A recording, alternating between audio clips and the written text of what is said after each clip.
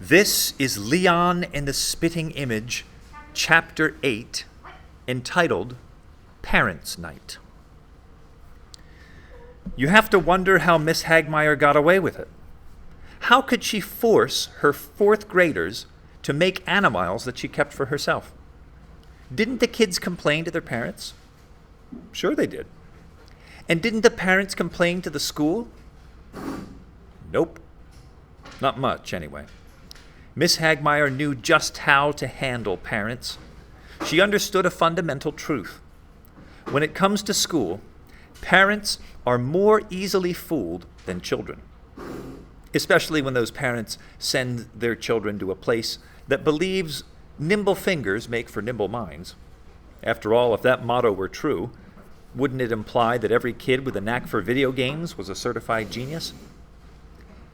Miss Hagmaier secured the support she needed during Parents' Night, 2 weeks after her class completed its first batch of animals. "If everyone will grab just any old chair," she said, suspending her ironclad rule about alphabetical seating. The parents squeezed themselves behind desks intended for smaller bodies. "Welcome all," said Miss Hagmaier. "It is such a pleasure to meet the mothers and fathers of my 18 extraordinary charges, each one so special in his or her own unique way. On the very first day of school, I told your remarkable children that there is a place for everything and that everything has its place. What I did not tell them, but what I wish to tell all of you tonight, is that their place, for me, as a teacher, is right here." Miss Hagmaier tapped her heart. "As you know," she trilled on, "I place a certain emphasis on sewing." She made a stitching motion in the air. "I do so because I believe strongly that learning about the life of fabric teaches us about the fabric of life." Miss Hagmaier reached behind her desk and grabbed a large metal bucket. "Behold, the very first animals of the year," she said, brushing her free hand over the snakes, which resembled a colorful bouquet of flowers. "How extraordinarily divine," said Miss Breed, Antoinette's mother. "I couldn't agree more," Miss Hagmaier replied, handing the matronly woman her daughter's Belgian lace snake. "It practically screams to be worn as a boa," Miss Breed gushed as she wrapped the creation around her neck. "That's because it is a boa constrictor," said Miss Hagmaier. Antoinette's mother laughed hysterically. "Hey, teach!" a stocky man shouted rudely. "I hope you don't expect us to make stuff tonight." "You must be Henry Lumpkin's father," said Miss Hagmaier. The man guffawed. "Guilty as charged. What gave me away?" Miss Hagmaier glanced at the man's olive-drab army jacket. "Let's just say I see where your son gets his military flair." She handed Mr. Lumpkin a snake.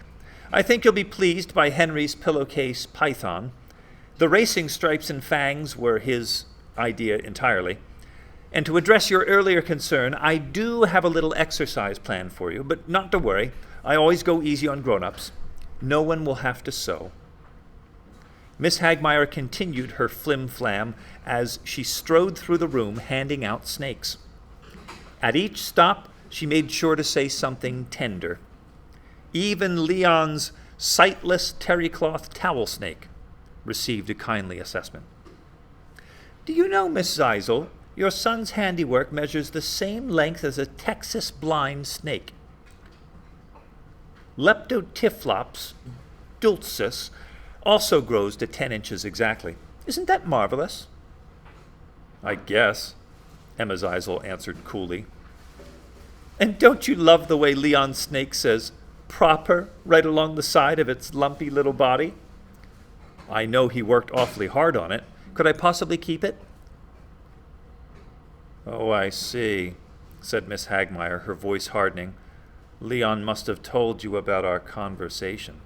"Yes, as a matter of fact," said Emma Zeisel. "Well, as I explained, I need to reclaim all animals." "You didn't tell him why." Miss Hagmaier tensed. Didn't I? Emma Zeisel shook her head. I suppose not, said Miss Hagmaier, grabbing Leon's towel snake and shoving it back into the bucket. Before Emma Zeisel could press further, Miss Hagmaier turned away and headed for the supply cabinet. So much for the handiwork of your children, she said. Now it's time to see what their parents are made of. She undid the padlock and retrieved a pair of shears, which she presented to a thin woman with long black hair. Miss Dobbin-Dana, I hope you will assist me. P.W.'s mother gave a tentative nod. Excellent, said Miss Hagmaier. The rest of you can follow along. This exercise is all spelled out on the blackboard. There was some rustling in the room as parents glanced at the step-by-step instructions. Do we have to take notes? Someone whined jokingly. Will this be on the final? Moaned another. Miss Hagmaier forced herself to smile and waited for the parents to quiet down. Okay, Miss Dobbin-Dana, I want you to take your cloth and fold it like so, and so, and so, then like this, and then like this. And P.W.'s mother watched closely and repeated the multi-step procedure flawlessly. Superb, said Miss Hagmaier, impressed by Miss Dobbin-Dana's effortless dexterity. I fold all the napkins at our restaurant, P.W.'s mom explained. Well, your restaurant is lucky to have you, Miss Hagmaier chirped. She reached into the pocket of her dress and pulled out a chalk holder. She gave it a couple of clicks and drew a dotted line across the material. Now I want you to take the shears and cut along the dots, Miss Dobbin-Dana. Are you sure? Yes, I'm sure. Snip. Is that okay? Perfect, said Miss Hagmaier. Now unfold the material and hold it up for everyone to see. P.W.'s mother displayed the material. With a single slice, she had produced a stunning 5-pointed star. What exactly do our children gain by making stars? Emma Zeisel blurted out over the oohs and ahs that spread throughout the room.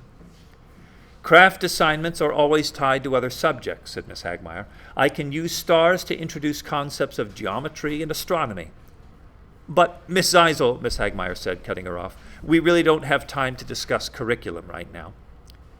Can you at least tell us why our kids spend so much time sewing stuffed animals? Animals, Miss Hagmaier corrected. There was now a very obvious edge in her voice. Emma Zeisel persisted.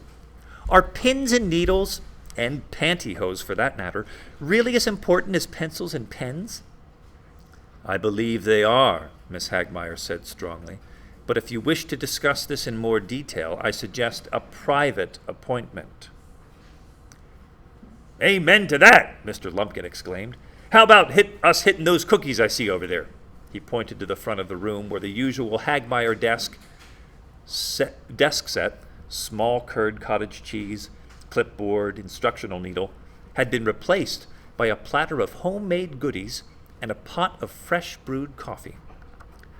A superlative suggestion, Mr. Lumpkin. As soon as everyone is done, that's exactly what we'll do. The parents tended to their projects, folding, chalking, cutting, for nearly half an hour. Despite some miscalculations, and at least one bloody thumb, they all completed the assignment, which Miss Hagmaier called, Make Yourself a Star. Only 2 parents left the classroom unimpressed. Emma Zeisel and Regina Jaspro. They discussed Miss Hagmaier as they exited the school. Boy, is that woman wound up tight, said Emma Zeisel. Is she always like that? Regina Jaspro nodded. You should see her in the teacher's lounge. If she's not adjusting her hair or changing her eyeballs, she's off in a corner doing needlepoint. The woman is loony about sewing. It's hard to tell whether she's running a classroom or a sweatshop, said Emma Zeisel. Regina Jaspro laughed. I thought I'd lose it when she tapped her heart and said she keeps a place right here for each child. Yeah, what a crock, said Emma Zeisel. She's always going on about a place for everything and everything in its place. I sure wish someone would put her in her place. Leon's mom needn't have worried. Someone eventually did put Miss Hagmaier in her place. Repeatedly. Chapter 9 is called The Three-Piece Dinosaur, and it is to that chapter that we shall turn when we continue reading next time